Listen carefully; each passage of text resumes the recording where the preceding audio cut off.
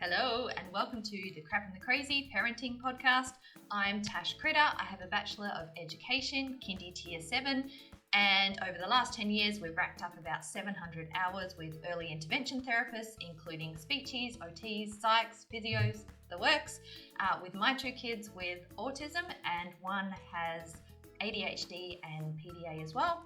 During this journey over the last 10 years, I've learned a ton of tools and strategies to understand behaviours that challenge, to implement change to support kids with additional needs, and tools and strategies that you can implement at home to keep home life calm and happy so that you can enjoy each other's company.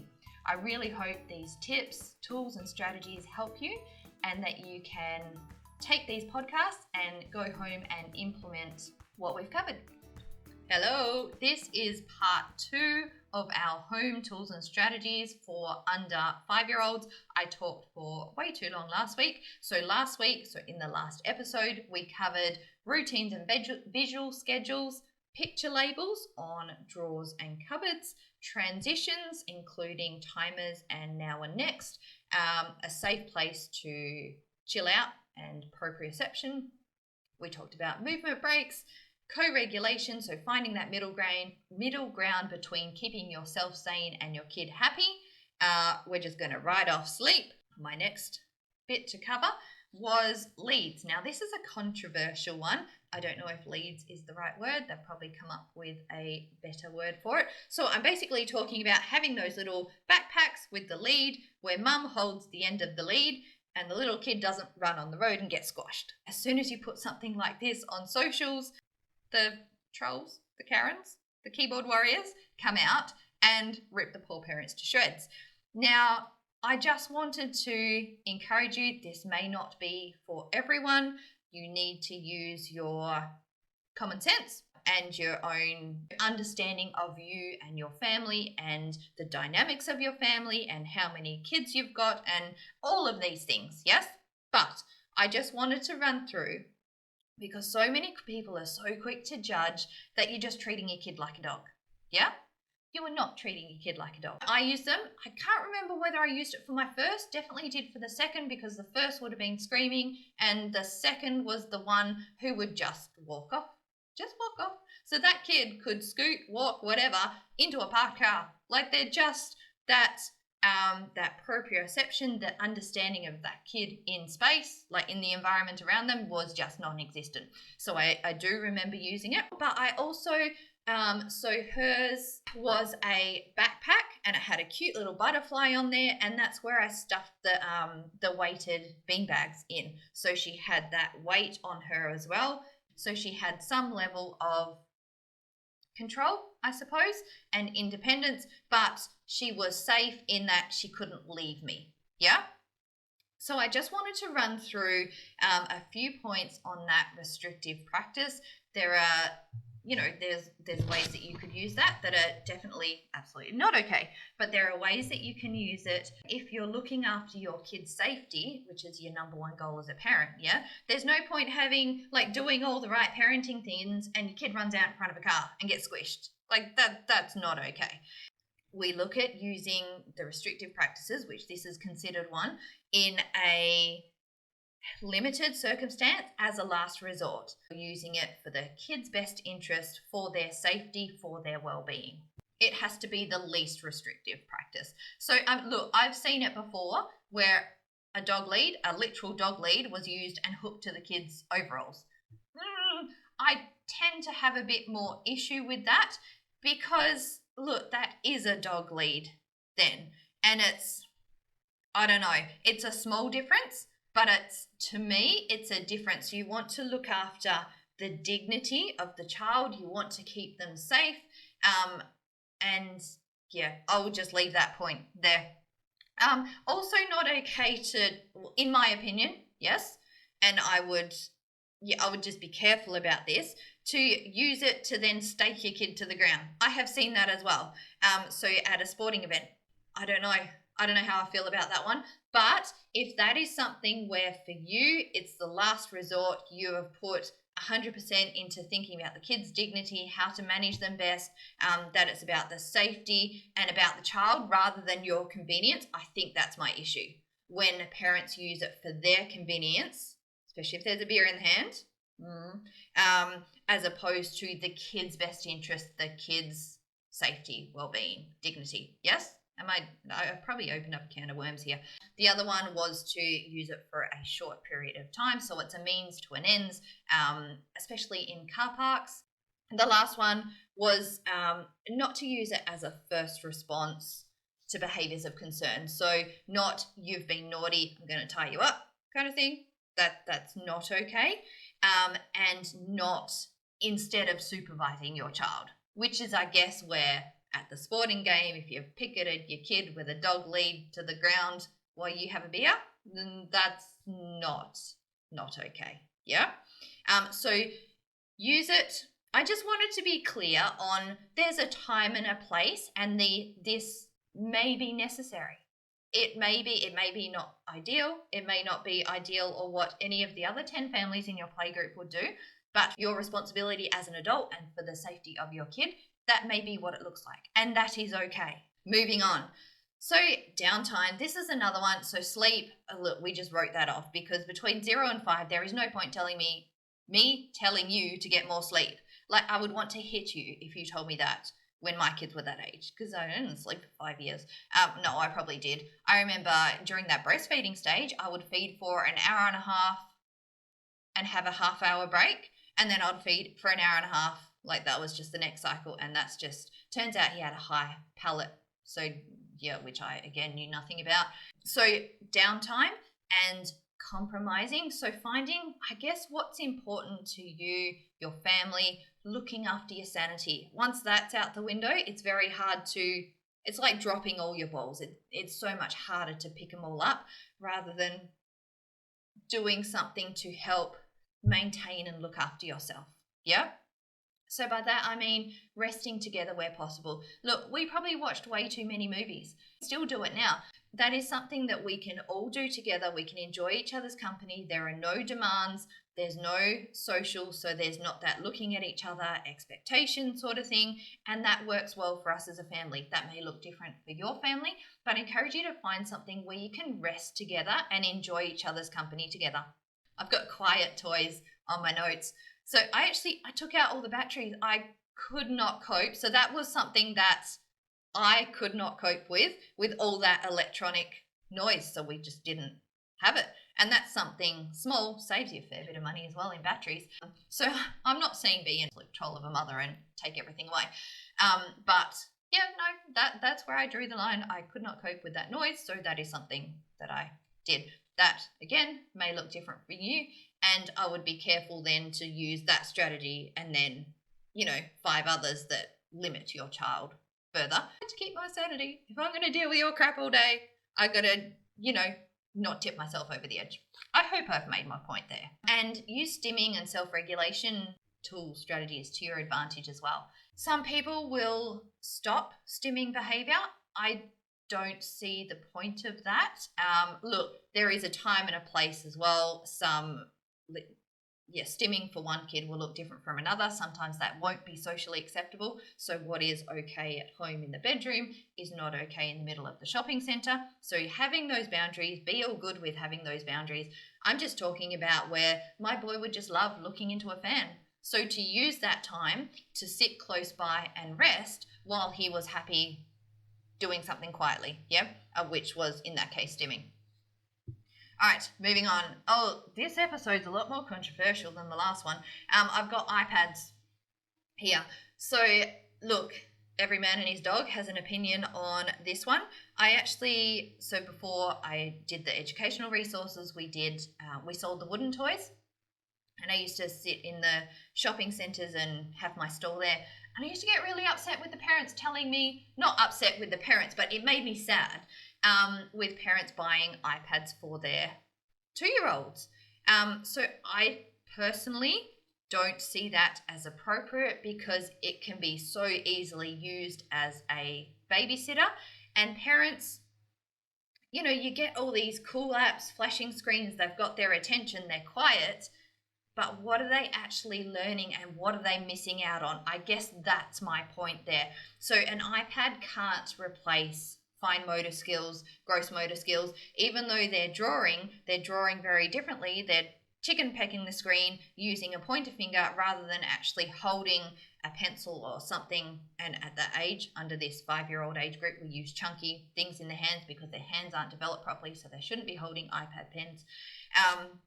So I guess my point here is to stop and think why you're using the iPad. If you are, like, they weren't even a thing when my kids were little, so I didn't have to deal with this. Mine got theirs from year 4 with school onwards, and then I will cover that in the next episode. There's a ton of other issues that are side effects of the iPads as well.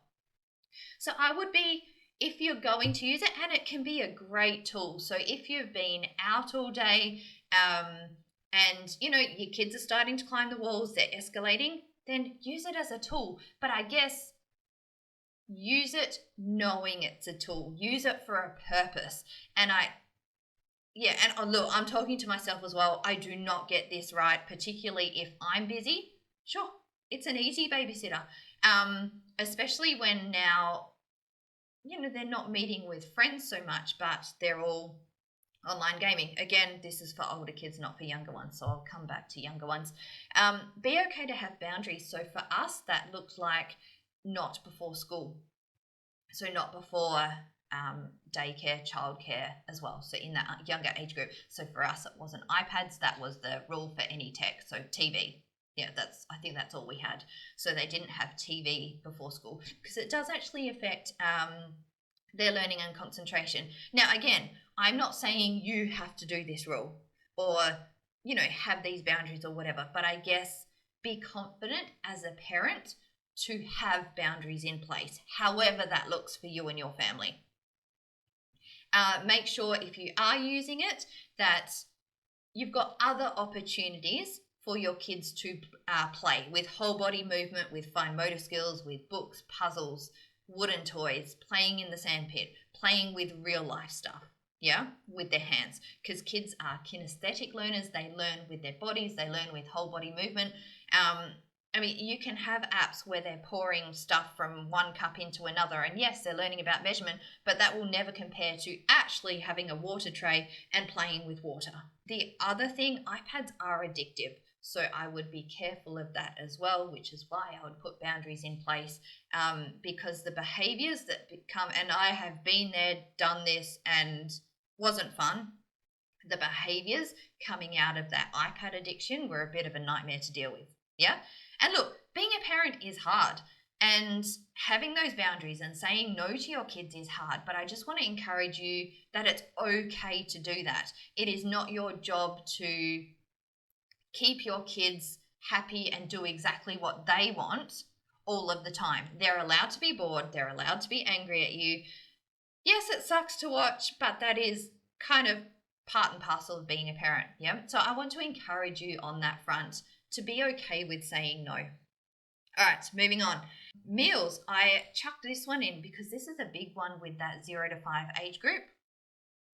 And to pick your battles. So again, sit down and think about what's important to you, what's important to your family dynamics. Some families will have the rule of whatever's on the plate, it has to be eaten.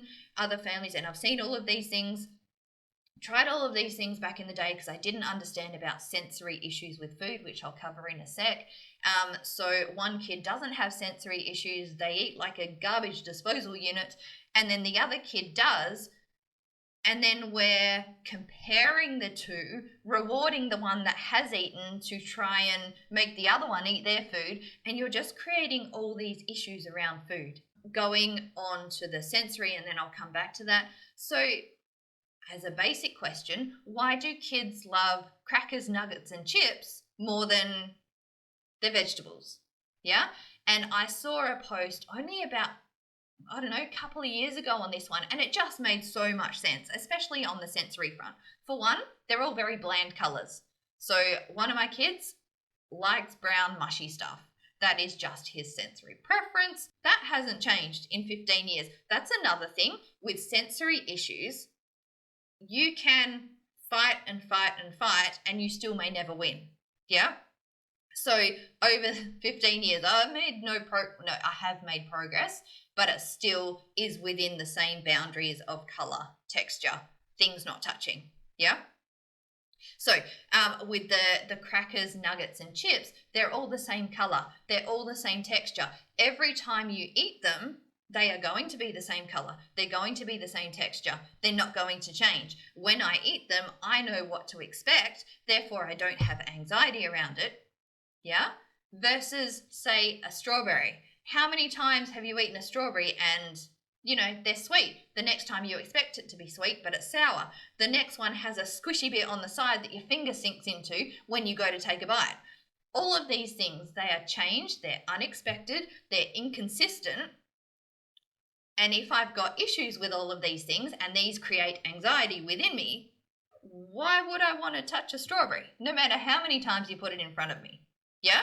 Does that make sense? Just to give you some perspective on food and why it may look the way it does. So for practical tools and strategies here, we use divider plates when my kids were little. So, the baby plates to start with, and then I got more age appropriate ones. So with all these tips and strategies as well, as your kids age up, you want to think about their dignity, them as a person. So we don't want to keep them, even though developmentally they may not have made much progress, we want to keep life more age appropriate. Does that make sense? So we don't want to keep the baby plates, the babyish things. We want to kind of upgrade them as they go. Does that I hope I'm making sense there. I probably haven't worded that properly. So using those baby divider plates to start with when they were little, so foods didn't touch. Again, I didn't understand why this was an issue at that age. But then moving on to, we started to have really cool bento food plates and truck spoons and whatever, and truck pitchers, and so meal times were fun. Well, I was trying to make meal times more fun. Yes, so I was trying to include their interests so that it wasn't an absolute miserable experience. I remember only once, because I had tried everything trying to get food into these kids, and there was broccoli on the plate, and I tried to make him eat it. He would have been 4 or 5, and just the screaming and the gagging and I'm like, this is not how I want dinner times to be. So for me, with what I value peace in the house. I do not rate the yelling and screaming, particularly at the end of the day over food. With these kids as well, you do need to be careful of food issues later. Careful to set up healthy food habits and healthy life patterns, I guess, around food. Healthy relationship with food is what I'm trying to get at. I know it's frustrating cooking and no one eats it. And then they just go and eat Weet Bix or, whatever else. Why did I bother going to this effort? So finding for you, picking your battles to start with, finding what you're willing to compromise and what you're not. So I made the choice early on. We had the food divider plate, so food wasn't touching. Eventually we got rid of the divide bit. Sorry, I went on a tangent there. So they had a normal plate, but food still doesn't touch, even now.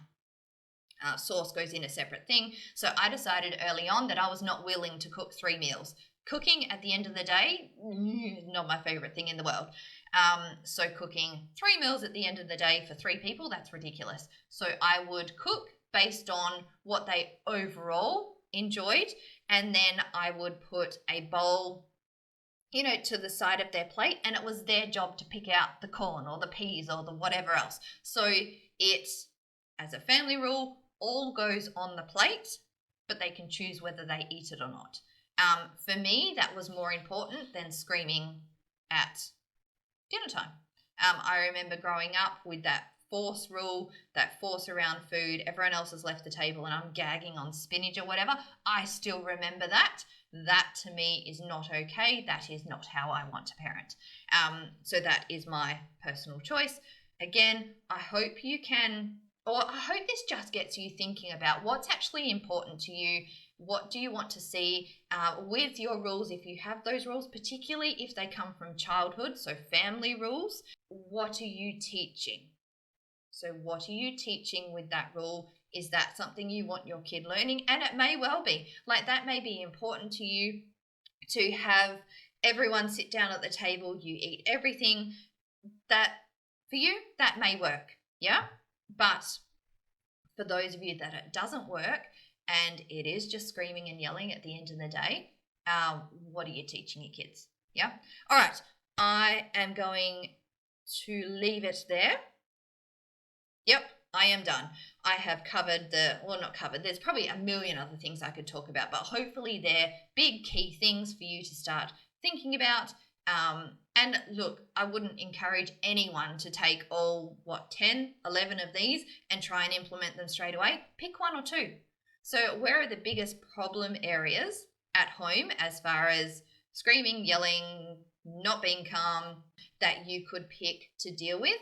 Or two of the easiest things that you could implement straight away that aren't going to take too much energy, that would make enough difference for then you to tackle a bigger issue. All right, I am going to go. I will talk to you next week, and I will cover these tools and strategies again, but for that older age group, 5 to 10-year-olds. Talk to you soon. See ya.